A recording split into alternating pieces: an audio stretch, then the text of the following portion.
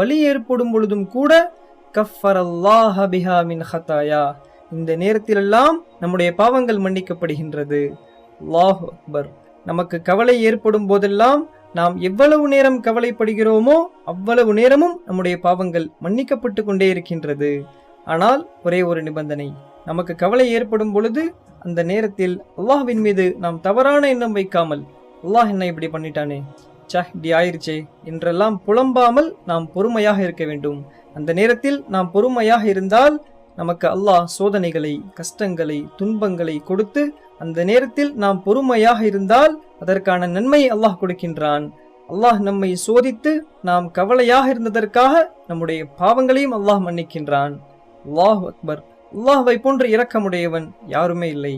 கவலை இல்லாமல் யாரும் இல்லை.